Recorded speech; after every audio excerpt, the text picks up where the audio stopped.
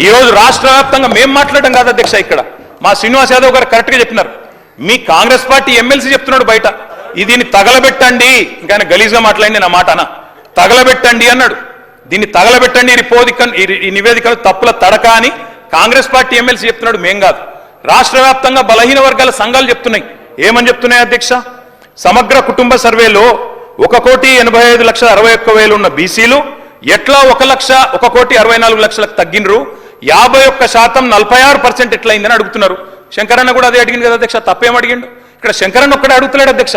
బయట మీ Congress party MLC మాట్లాడుతున్నాడు, మీరిచ్చిన స్టేట్మెంట్ను, మీరిచ్చిన నివేదికను తగలబెట్టమని చెప్పిండు అధ్యక్ష, మామూలు కాదు. ఇంకొక మాట అధ్యక్ష, మేము అనుకున్నాం అధ్యక్ష, శాసనసభ సమావేశం ప్రత్యేకంగా పెడితే ఇవాళ ఏం చెప్పినారు మీరు కొత్తగా?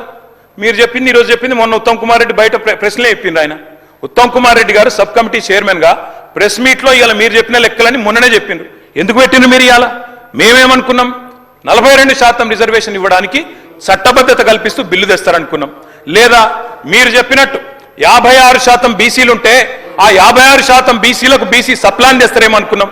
ఏమీ లేకుండా ఇలా వచ్చి ఒక స్టేట్మెంట్ ఇక్కడ పెట్టి ఏదో సాధించిన చరిత్ర అంటే అధ్యక్ష 5% బీసీ జనాభా